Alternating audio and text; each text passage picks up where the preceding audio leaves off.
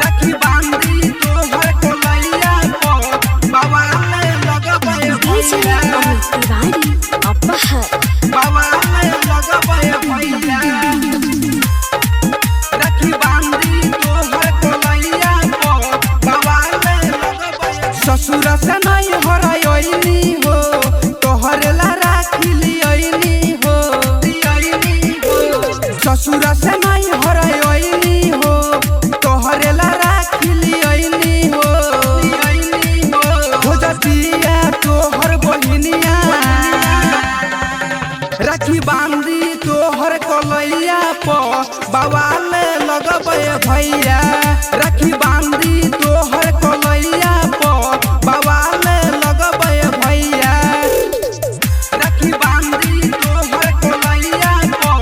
बवाले लगबे भैया डीजे अमित तिवारी अपहर बवाले लगबे भैया राखी बांधी तोहर कोलैया प बवाले लगबे भैया जल्दी से आओ घरे ये भैया आइल राखी त्योहार हो रोई रोई करत बिया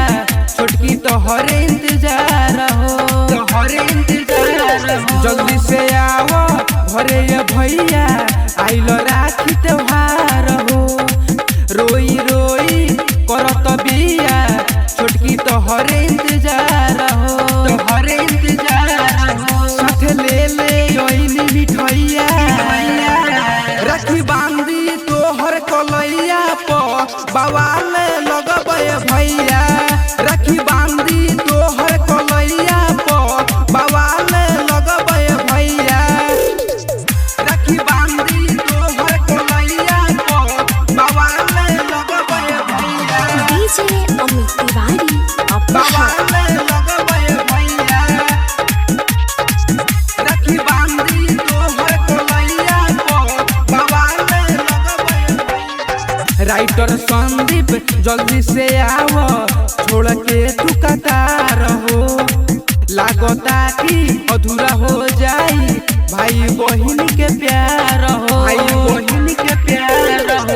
राइटर संदीप जल्दी से आओ छोड़ के तू कतार हो लागता कि अधूरा रह जाई भाई बहिन के प्यार हो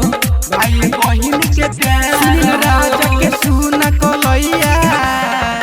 राखी बांधी तोहर कोलैया प बवाले लगबे भैया